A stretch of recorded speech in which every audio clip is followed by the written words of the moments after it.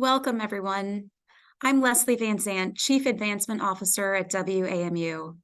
WAMU's mission is to connect listeners and members like you to each other and the world. We proudly offer you this opportunity to be curious and explore relationships via the conversations in the Diane Rehm Book Club. First, a little housekeeping to assist you and your participation today. If you'd like to ask a question, please do so using the Q&A function found at the bottom of your Zoom screen. If you'd like to access closed captioning, please click on the CC button at the bottom of your Zoom screen.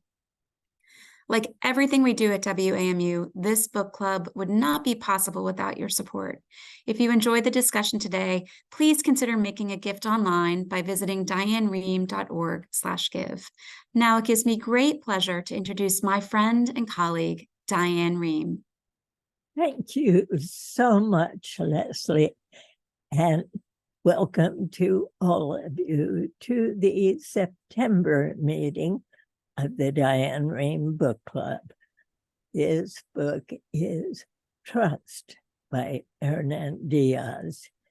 It's a novel about capitalism, power, and the nature of truth, and shared this year's Pulitzer Prize for Fiction.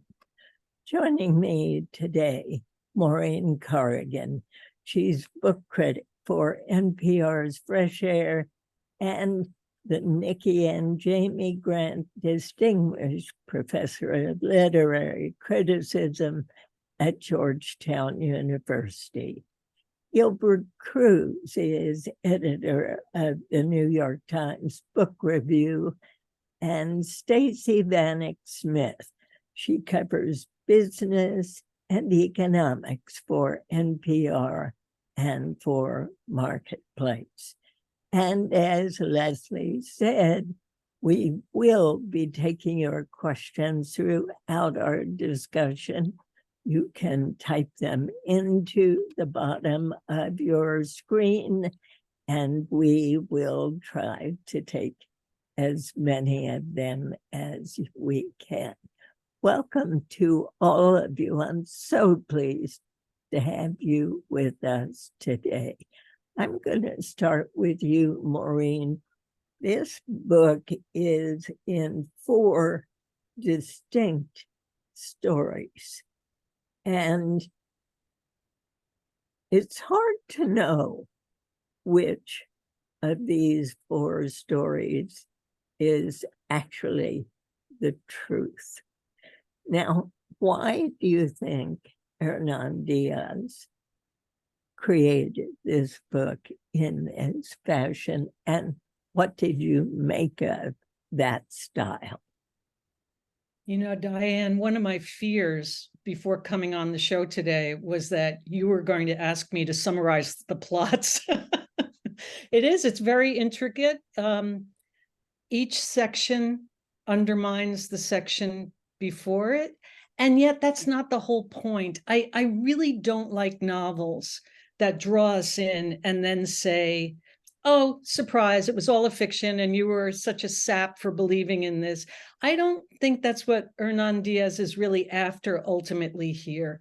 He wants to show us the draw of believing in fictions as well as the draw of believing in finance. You know, there's a character towards the end, Ida Partenza's communist father, Italian father, who makes a connection between the world of finance and the world of words, of literature, that, you know, they refer to things that perhaps aren't even there, and yet we believe so deeply in the words people say or write, and in money, the reality of money.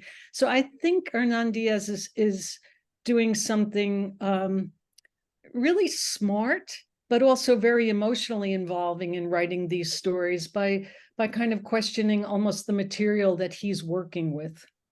How did you feel about the book, Gilbert?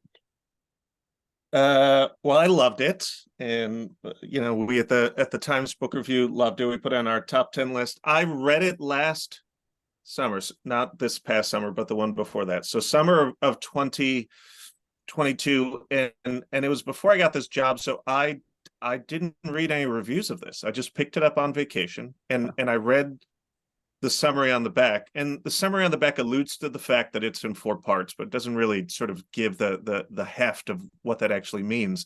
And so, you know, I was on vacation brain. I just thought that most of the book was going to be the first part of the book, which is a novel, Bonds by Harold Vanner, which is written in this very Edith Wharton-esque, Henry James-esque turn of the century style.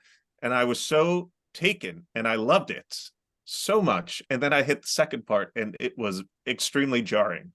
And that turned out to be part of the joy of the book for me, hitting the third part and having it be so jarring, and then hitting the fourth part, and then realizing what Hernan Diaz was doing, which was layering these narratives on top of each other to really enhance what he has said is the main character, or who he thinks is the main character of this book, which is Mildred Bevel, the wife, the wife of the financier, who you know, is twisted and ignored and infantilized by her husband, until you sort of realize in the last part that she played such a huge role in his rise. It was just, it's so clever and fascinating.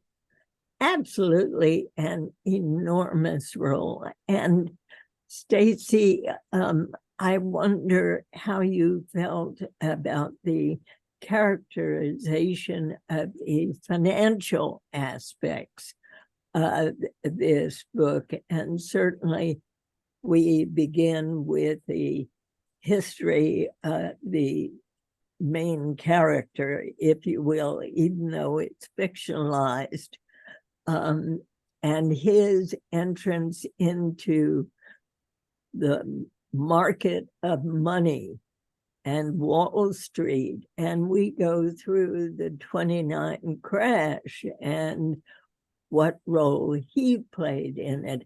How do those financial writings get to you? What do they reveal a particular truth or non-truth?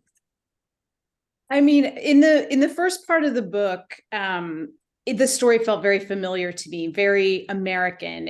I kept thinking of the story of J.P. Morgan, these kind of self-made entrepreneurs who sort of rode the markets, created these enormous fortunes, played especially in the early days of the US economy, huge roles in the economy. There's a moment when JP Morgan bails out the whole US economy.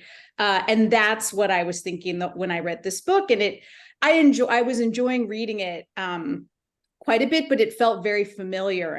And it felt like a story that I'd heard before. And I kept trying to think of who this was a fictionalization of. But then I thought the book went so much deeper in the ensuing 3 parts. And when you ask about what truth I thought was revealed, I mean, I've been covering money and business and markets for more than 15 years, for a long time. And what I thought was so smart is, in the beginning, you've got this very traditional story, this very kind of American tale of, the self-made man and his eccentric wife. And then he comes in to try to tell his story and kind of use his money to control his legacy and the narrative and the truth.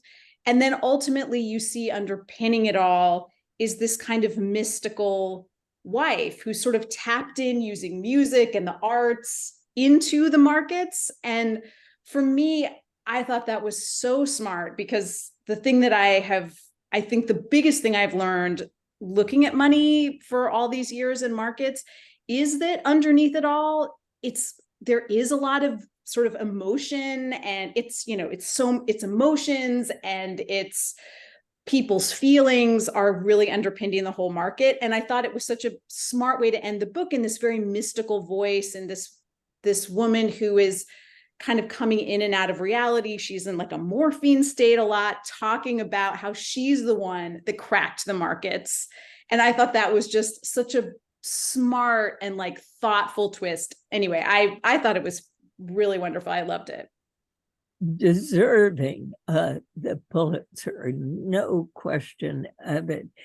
Gilbert, talk about Bonds, the first, the 4. It lays the groundwork for what we're going to see and understand as the book unfolds. Sure. So Bonds, the first part is the novel within the novel. So, each of these 4 parts take a different form. There's Bonds, which is a novel. The second part is Andrew Bevel's attempt at writing a manuscript of his own account of his life. The third part is a memoir by Ida Partenza, and the fourth part is a diary by the wife, Mildred Bevel. And Bonds is this, as I said, and as has been alluded to, this very familiar account of a man's rise to great power and wealth in America. The author, Harold Vanner, is taking the life of the man that we're going to discover later, Andrew Bevel, and his wife, and fictionalizing it and exaggerating certain parts to the point that Andrew Bevel, in later parts, is so enraged that he. This is one of there aren't that many frightening parts or like blood-chilling moments in the book, but there is a moment in the book later where Andrew Bevel buys the publishing house that published Bonds in order so that he could pulp every copy that has ever existed of the novel, just to wipe it out of reality. And he says of the author Harold Vanner, well, first he says of himself, "My job is about being right, always. If I'm ever wrong, I must make use of all my means and resources to bend and align reality according to my mistake, so that it ceases to be a mistake." He uses his money to create reality. And the thing that he says is, how incongruous would it be to find traces of this book in a world where this book actually never existed? In his mind, he is so rich and he can bend and distort reality to whatever he wants. And the reason he does that is because, as Ida Partenza learns, there is something in this novel that is true. The details may be fictionalized, the particulars may be different, but there, as is the case with a lot of fiction, there's an inherent truth about Andrew Bevel in the novel, and that is one that he finds very distasteful. The amazing thing reading it a second time which I encourage you all to do, although there are many other great books to read out there, is how much of the truth is studied in that first part. And once you know where it's all going back to the first part, you see all these little things. It's a real a puzzle box of a novel in that way. Maureen, you also read the book twice. I did. It's and it's always amazing to me how much I've forgotten. I was like, oh my God, this is, and I think like Gilbert, just appreciating its deeper complexity the second time around, enjoying those hints that are studied throughout the book. I think it's interesting that though I think all three of us are talking about the final section as being, the truth, or, the final resting place. And certainly if there's anything that Hernan Diaz is suggesting to us is, boy, how easily we get drawn in by a good story. At the same time as Andrew Bevel is writing his own version of his own history, he exaggerates. He belittles his wife. He regards her as having been reading nothing but mystery novels or things that are of no worth. He talks about the market and the financial market as something he all by himself saved. He creates of himself the hero of his own novel in so many ways, and yet, boy, he's mean. He's mean. Didn't you have that feeling, Stacey?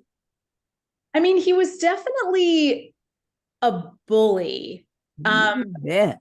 The meanness about his wife's portrayal, it's a really interesting thing that he's trying to kind of control the story and tells the young woman who's writing the account to make things up even in a certain way. There's one moment I remember when he's trying to think of a hobby that would be sort of an acceptable hobby for her. And he's like, flowers. She loved flowers. Talk about how much she loved flowers. And just sort of cuts the bottom out of her. And it seems, when I first read it, I thought there was an element of it that maybe seemed a little protective because she is sort of struggling with mental health so much. But also in the first book, the portrayal of their relationship is that he is a little in awe of her, that he's this sort of king of all that he surveys, except for his wife, who sort of holds this great power over him, and he never quite feels accepted by her. And she's sort of the last thing to conquer. And then it seemed like in book number 3, he does conquer her, because he's like, no, this is her story, and this is who she was. And just like you were saying, Maureen, like this is the truth. Like we're gonna Gilbert, like you were saying, just we're going to bend the truth. I'm going to use all my money and all my power to just bend the truth and write this woman's story. And then in the end, I don't know, then it kind of all falls apart again. But yes, I mean, I didn't see it as straight meanness, more like an entitlement to control everything around him. And then his final act to control the one thing he couldn't control in life, which was his wife. He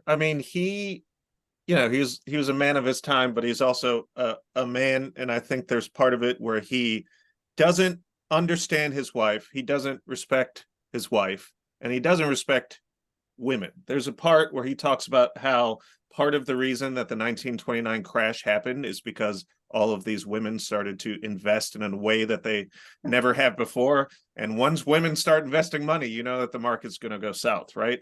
When it comes to his wife, he tells Ida over and over, even as she tries to sort of expand the part of Mildred. It's like, oh no, you just need to focus on how beautiful she was and how nice, and she was always smiling, and she listened to very beautiful music. When in reality, as we think we learn later she was into modern art and modern music, and music that was very jarring to people at the time. She was, she was very forward-looking, very complex. She had an inner life that he was just not aware of. All he saw, or all he thought he saw, was, a beautiful, quiet woman who liked little melodies and helped me out once in a while. So entitled, I think, is the right word. Blind, he wasn't interested in knowing her in a way that seemingly men of that position are not interested in knowing most other people. Maureen? Oh, so many things to say here. I love the way that money was a character. And I think you touched on this, Diane, in your question to Stacey. But as someone who still doesn't understand exactly what my mortgage is and how it works, I love that characterization of money as being almost an autonomous entity and somehow moving to its own rhythms. And certainly in the first section, we get the sense that Benjamin Rask, the fictionalized character of Andrew Bevel, that he appreciates somehow this kind of cold autonomy of money, almost recognizing some kind of fellow feeling towards money as he imagines it. That's one thing. And then the other thing, as we're talking, I'm just reflecting on how freshly relevant this novel is, and the character of a mogul who fantasizes a lot about his own position and his own status and wants to wealth. Promote a public image of himself that's not, certainly not quite true. And also the trashing of bonds and wiping it off, the face of library shelves makes me think that we're on the eve of banned books week next week, and that has happened to certain books in the history of literature in this country, that they've just been disappeared. So I love the way this book kind of keeps talking to our own emerging realities. And yet the book is titled Trust. And it has so many different meanings. What did the title say to you, Stacey? I love that you point that out, because when I first picked it up, I thought, oh, this must, and started reading it, I just thought it was the financial term trust, like I've created a trust. But then, of course, it plays with it, and there is a question of which narrator you can trust, whether the husband and wife trust each other, and the spheres in which they do and don't trust each other. The woman who is writing the biography, then there's a huge trust issue, which I thought was very interesting, about the manuscript, the manuscript she starts writing, and her father, who is an anarchist, steals the manuscript to sort of figure out what his daughter's working on. Her trust with, the relationships all feel so, I actually thought, on the cover, there's a photo of a building under a glass dome.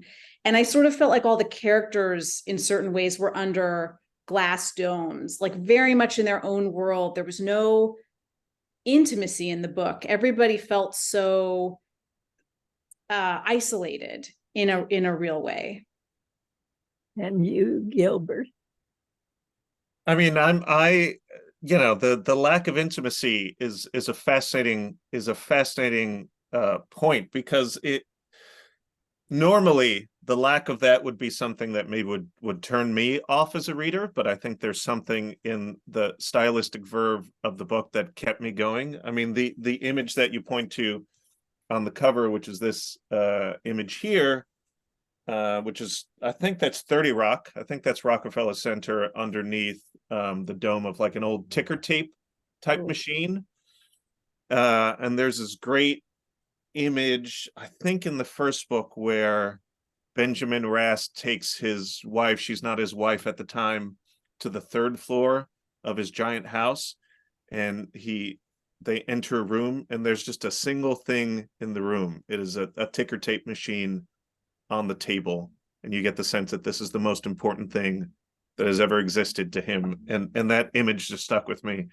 So it's appropriate that's on the cover. As far as the title goes, you know, Hernan Diaz is also very, he's very clever, obviously. He's a professor at Columbia as well. He wrote a book about Borges, and Borges as an author is someone who's very famous for playing intertextual games with each other. And I feel like there is a game, not an unfair game, but a game that Hernan Diaz is playing with the reader in terms of like, you are entering into a contract with me by buying this book and reading this book. How much are you trusting me to guide you throughout this narrative, even though I keep taking it this way and that way and this way at every turn?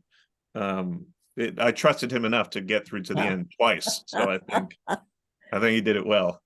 At the beginning, we invited people to join us with their questions. Some people sent in questions before the program. And one of the most interesting I found was the question, did Mildred herself actually write Bonds? Harold Bonner's book. What do you think of that?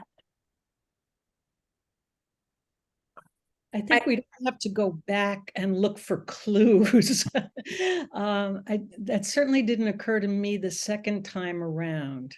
But that, you know, that first section, Bonds, I keep thinking about that section because I think perhaps Hernan Diaz also wants to make us readers more aware of what we respond to. And I know that I was so comfortable with that first section. Like I think everybody has said that, you know, it did feel like Edith Wharton. It did feel like these familiar stories of, I don't know, J.P. Morgan or some, and I just settled in for that good story. And there's something of, I don't know, an education that process that goes on as I went through the second, third, fourth sections, because I realized, you know, how I have gotten used to certain conventions in literature, and maybe I'm more trusting of those stories.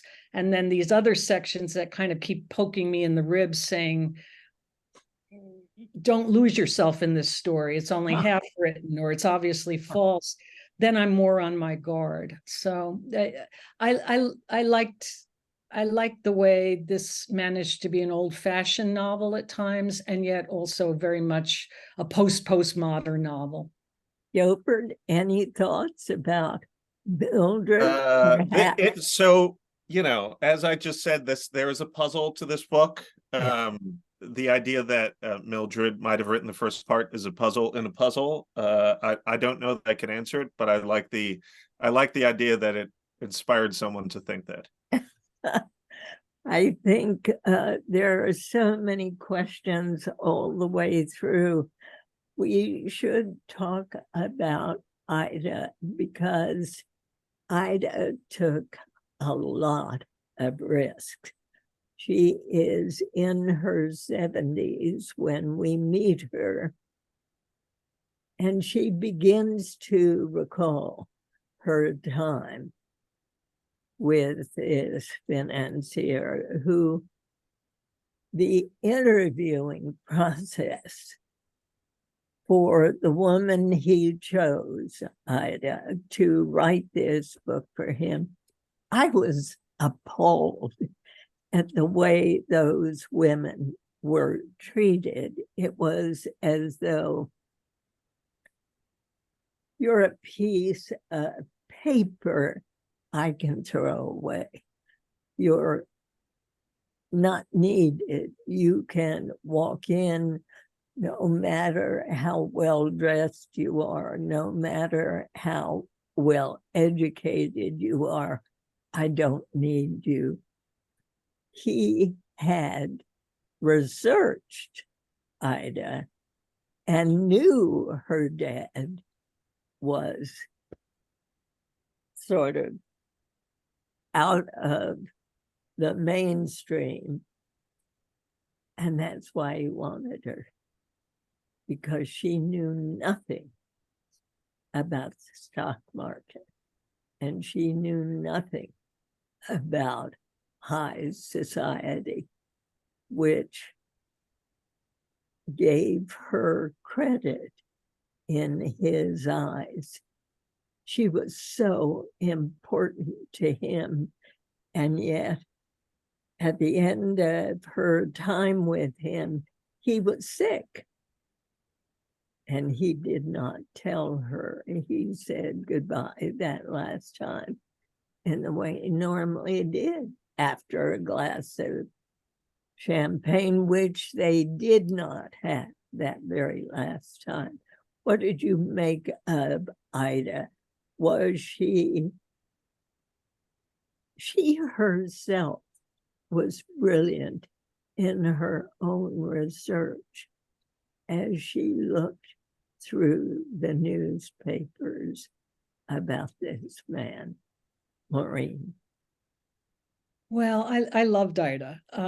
She had the faint echo of all those movies from the 1930s, starring Ginger Rogers as the working girl who's kind of spunky and self-actualized. And that's kind of where I thought this was going, and then it kind of went into another plot altogether. But I loved the era that section took me into, and I liked her resourcefulness. Like Gilbert said, of all the characters, though, she's a solitary. She does not really particularly connect intimately with anyone. And, you know, I think with her, I sort of wanted her to connect more intimately with me, the reader, in a way. I felt like she was holding me at arm's length, the way she holds off her bow, and she kind of steps back from her father.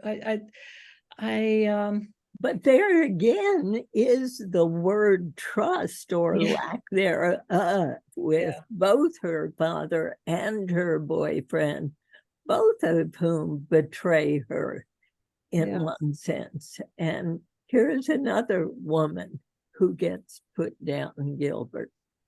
Absolutely. I mean, I think Maureen is right. She is solitary in her own way. And that's for several reasons. She's an Italian immigrant. She changes her last name when she interviews for the job so that Bevel doesn't know that she is of Italian descent. He figures it out eventually, but also because she is a woman who's surrounded by a father who expects her to wash the dishes, for him, even though he's a grown man, for a love interest who is immediately suspicious when she says, I'm doing this work for this man and we're meeting alone in his home. And I think he follows her to that house at one point, which leads to this whole subplot where he's trying to get someone to blackmail her. And then the man she's working for. I mean, the three people that she interacts with the most are all these men who are either projecting on her or using her for something, and she just wants to be the independent woman that she's going to end up being. By the time we meet her in her 70s, she's an author who's published 4 or 5 books. She has led a good life in the way that she always wanted to. But yeah, she is solitary because these guys are putting her down. Bad guys. Here's another question from a viewer. While this book is about money and capital, it's also about the way women's narratives and agency were disappeared from history. Is Diaz asking how we can trust the historical narratives that have been passed down to us? Stacey? That's really interesting. I mean, it is one thing that just occurred to me while Gilbert was talking was that it is interesting that a woman is used as a tool to rewrite the history of the life of another woman. as it's a sort of, it's just such an interesting thing. Women in the book are kind of tools that are like pawns, almost kind of moved around, but then ultimately they have quite a bit of power in the end. I mean, ultimately it's a little bit of a subversive power, maybe a little less obvious, but both of the women in the book, Ida also, who is a great character and feels like the most modern of the characters, very relatable, kind of pull yourself up very much between worlds. But the women seem to have this power that reveals itself at the end, which is sort of interesting, because in the beginning, it seems like very much a traditional narrative. And in fact, when I remember reading the first book and thinking, oh, it's sort of like a metaphor for our country and capitalism, where there's one part of us that thrives and is bolstered by the markets, and then the other part of us, the artistic, the gentler part, is sort of crushed by capitalism. But that just wasn't, that did not hold out through the rest of the book. I thought it was interesting how I'd be really curious to hear what everybody else thought about the kind of the way that power revealed, the power that the women had revealed itself in just a different kind of a twist at the end. Yeah, well, the book, as we're all saying, ends with a woman's voice, ends with a woman's chronicle, allegedly. However, she's not well. And I know. As we're also saying, doesn't her situation at the end of the book perhaps undermine how much we trust her chronicle? You know, when I was reading a Mildred Bevel's story, and before that, the fictionalized version of her story with Helen Rask, I kept thinking about Zelda Fitzgerald, who is, you know, I'm sure many of listeners know, was institutionalized first at the age of 30 and spent the rest of her short life, she died in her late 40s, in and out of sanitarium. So a lot of what Mildred goes through, Zelda Fitzgerald went through, including these kind of convulsive treatments. And it did make me think, wow, I wonder what Zelda's account would have been like if she could have written clearly during those years and left us an account of her hospitalizations. And then I thought, and I wondered if I would believe them, given the state that she was in. It was truly a brutal ending for the fictionalized Mildred, Yeah. whose collarbone, her whole upper torso was broken by the kind of shock treatments, one must assume, that were given. That was horrifying to me. And one wonders why Diaz made it such an awful death for her. Gilbert, I mean, how did you read that? Well, so that's a good question. I don't know that I've thought about it, that part of it much, but if I were to speculate, I think the author of that first book, Harold Vanner, he knew Mildred. I think she refers in her diary later a couple times to HV, initials I took to be the author, and they had met. Ida alludes to the fact that they had met several times. And so I wonder if Diaz, writing as Vanner, puts that gruesome moment in it because Harold Vanner sees the way in which Andrew treats his wife, and he wanted in his fictional version to make it feel as if everything about her end was terrible and link it to Andrew. It's part of the reason that the rich man feels obligated to try to correct the record, because he feels like everything, including the way that his wife's life ended, was so distorted. And there's nothing more. Maybe that's the second most chilling moment in the book, or the first, which is at the end of Bonds when he says, yeah, her collarbone was broken. It is quite gruesome in a way that nothing else in the book approximates. So I don't know, but it definitely was very affecting and memorable. It was very effective. I want to know if, Stacey, you can tell us whether the method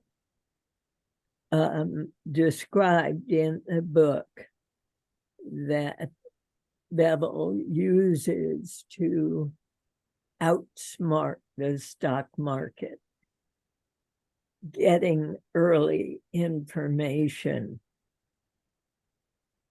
was that possible? That's a great question. It must have been. Yeah, the time in the end when apparently his wife said, there are a few minutes between when the traders get the orders and when they execute them. And if you could sort of get in there or bribe one of them, you could be just this much faster. Yeah, I think so. This is why all the financial houses spend all this money on the fastest connections, and absolutely. I'm sure that has been used many times in many forms of just getting the information just a little bit before. That's insider trading, right? Someone at a company is like, oh, I know we're just about to announce that this drug isn't getting approved. It's time to sell all my stock. Just having any kind of information a little bit early, and that she sort of identified this like that there was this little break in the system where there was this moment that he could exploit. That read is true to me. I don't know how trading worked back then.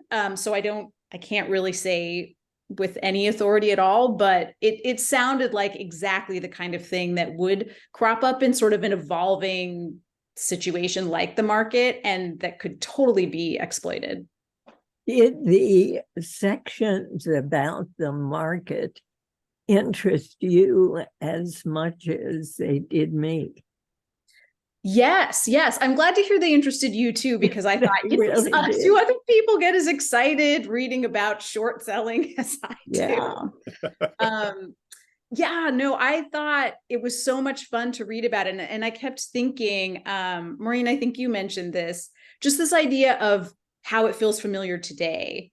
And I was just like, it's so interesting how everything moves in these cycles. And certainly Rast is a character that shows up right now, today even. But just how the economy and culture and society maybe moves in these cycles. I thought that really struck me. So I loved reading about it.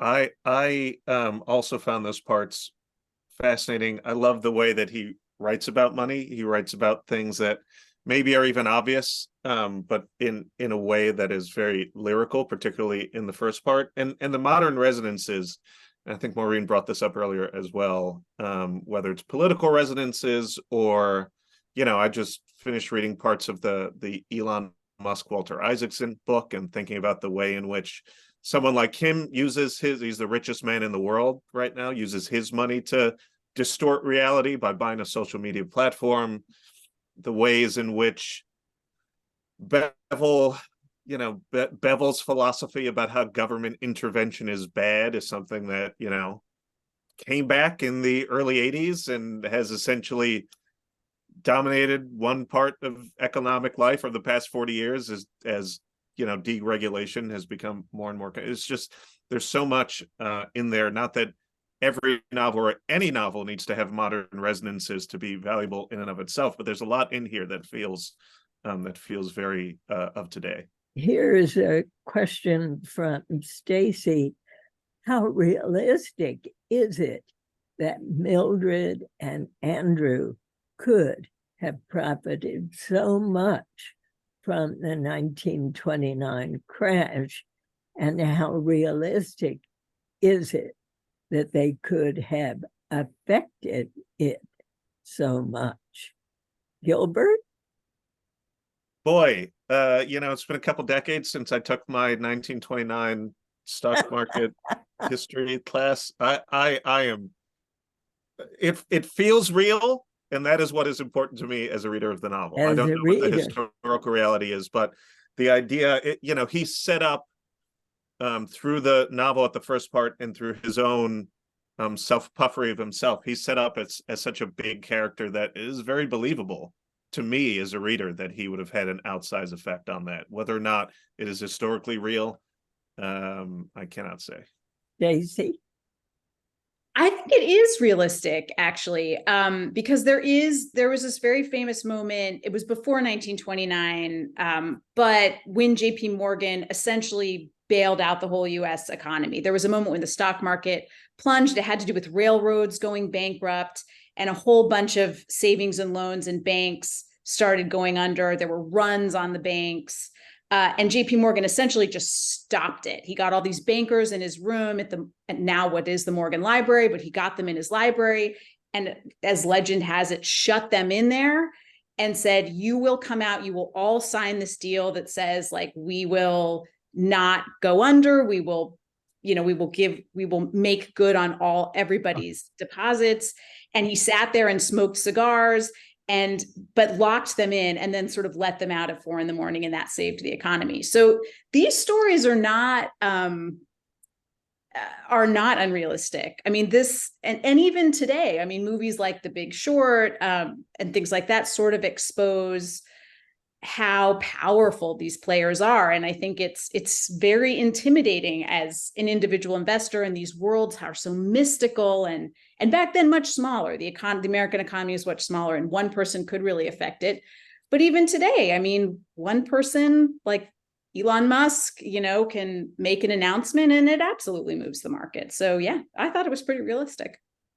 One thing we haven't talked about is Mildred's charitable giving. She gave thousands to musicians, to artists, to poets, and her husband totally minimizes all of that as he describes her.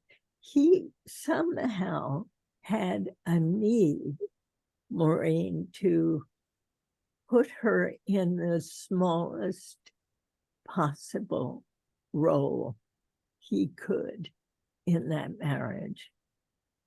And yet it's not unusual, especially for that time, the way he regards Mildred's interest in the arts. I mean, I'd argue that kind of division is still exists. Not that I know intimately the worlds of the super rich, especially in Manhattan, but the wives sit on the boards of a lot of the cultural institutions, a lot, the charity. I mean, that's what they do, right? And the arts have always had that suggestion of being a more feminized space.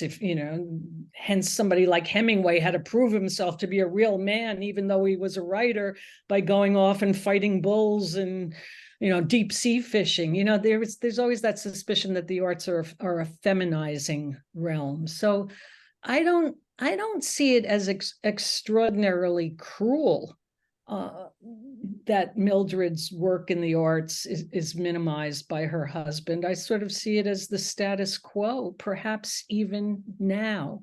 Gilbert? Yeah, I mean, philanthropy, for the super rich, philanthropy is a way to launder your name often. I mean, over the past few years, we've seen the names of several families taken off the wings of museum because the things that those rich families support, are not supported anymore. There's a part in the book when he's talking about philanthropy. Is this in the novel? It might be in the first part, where in reference to philanthropy, it says it was in this period that Helen, who's the name of the character, came to understand what Benjamin had realized a long time ago, that privacy requires a public facade, that there is a way in which, by giving to philanthropic organizations, that is your way of being in the world in a way that's not really being in the world. You give money, you go to some functions, you show your face at the opening night of the Philharmonic, but then you can actually live your very private life behind the doors of your giant mansion. And what about the portrayal of Mildred in the fictional book as smoking cigars with her friends, with enjoying her time while her husband was away? We don't quite know where. There was this South American residence, and she is pictured as vivacious and outgoing with his group of women friends, but yet so unto herself for the most part. I think that's actually Benjamin Rask's mother, and it's alluded to that his father has a place down in Cuba where he goes and maybe he has a mistress, Right. And then his mother had this group of people with which she smoked the cigars that Benjamin Rask's father or grandfather would bring back from Cuba, and in the part where Andrew Bevel is trying to write his memoir, he said, or he says to Ida in the third part, the idea that my mother would smoke a cigar and do these things is disgusting, which makes you believe that maybe she did do that, and maybe even an older generation of woman, was trying to find her own place, her own space, her own independence. And that Andrew, it's so the idea is such anathema to Andrew, he just can't imagine it. It also, that portrait seems to owe something to that generation of women who came to Greenwich Village in the early 20th century and socialized with each other and sort of lived outside the strictures of the society at that time. And, as Stacey mentioned, part of the pleasure of this first section is that you think of J.P. Morgan, et cetera. I mean, part of that little story for me was thinking of, Willa Cather and Edna Ferber, and just that generation of women who seemed to enjoy that kind of life outside late Victorian constraints. We have a question from Alex, who says, would you call this an anti-capitalist book? I don't think so. Maybe I'm the wrong person to answer this. I thought it was an interesting portrait of capitalism. I mean, I was just thinking, the sort of strange relationship between really rich people and artists, and the arts and the creation of art. I mean, that's been kind of an uncomfortable thing, not just in the US, by the way, under capitalism, but in many other systems as well. There is, I mean, it's certainly not a flattering portrait. It felt like a fair portrait to me. I don't know. I'd be really curious what everyone else thought. I think it has it both ways. I liked being in the Bevel mansion. I liked being in the Rask house. I preferred that to Ida's apartment in Carroll Gardens with her father. So the lure of wealth was beautifully dramatized here, and yet at the same time, of course, I don't know, I guess the hollowness of a life just devoted to amassing riches. So it's both. Making more and more and more money seemed to be at his very base, Gilbert. I think it's a realistic portrait of capitalism, and if that feels anti-capitalist to some people, then I think that says something about the person. I mean, there's a part of the book in which someone says money is the thread that holds everything together in America, and that is true. And we see it every day. Is that good? I don't know. I think it's being realistic about the place that money has in American life. And there are a lot of downsides to it. You look at something like the TV show Succession, which shows people of the greatest wealth in America who seem to be miserable all the time and who live in amazing places but never seem to enjoy their lives, enjoy food, enjoy their homes. The father, the patriarch in that show, his goal is just to amass and accrue more and more and more and more money. It is not necessarily to enjoy life. So there's something about the top tiers of American capitalism that seems very cold, very sterile, and not very enjoyable. So maybe it is anti-capitalist in that way, but it feels realistic to me. And here is another question. How about the way death intervened in Andrew's effort to control his life and his story? Such a dose of reality, and so effective in showing how hard it is to control life and others, even when you have great wealth. It made me wonder about contemporary rich folks like Elon Musk. Maureen? I keep thinking about the grand mansion in Newport, Rhode Island, that was built by, was it Carnegie? I can't remember. Maybe Stacey can help me out. It was one of the great, moguls in Manhattan during the Gilded Age. He builds this mansion in Newport and dies the next year, after it's taken, I don't know, a decade to build it. Death intervenes when it wants to, right? I mean, that's the one, certainly one of the few, perhaps, forces that these guys can't control. So, but it was also a good way for him to stop the process with Ida. She had begun asking him questions, which he was not comfortable with. And one can argue that maybe he was beginning to see that this autobiography was not such a good idea. Death can intervene in interesting ways and times, especially if one wants to end it. Any thoughts, Gilbert? It's very deep. I feel like that's a great But you're making me think about my own life is what you're doing. So, well, we all think about our own lives and how they're going to end, but he did not seem very happy toward the end of those conversations with Ida.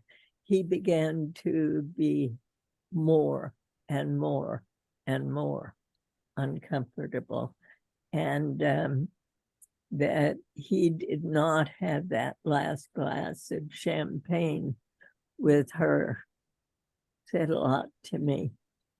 Anyhow, I want to tell you how very, very much I have enjoyed this conversation with you. You have all been wonderful, and I'm glad you each enjoyed the book as much as I did. Thank you so much for joining our discussion, Maureen Corrigan, Gilbert Cruz, and Stacey Vanek Smith. Thank you. thank you, Diane. thank It you. was such a pleasure. Thank you. And now to our audience, before you go, please do take a minute to fill out a short survey about this event It's going to pop up on the screen. The next book club meeting will be on Wednesday, October 25th. Our October book is The Unsettled by Ayanna Mathis. She is author of The 12 Tribes of Hattie. I'll host both a panel discussion and a conversation with the author. So do keep an eye on your inbox for more information. Our book club is produced by Allison Brody.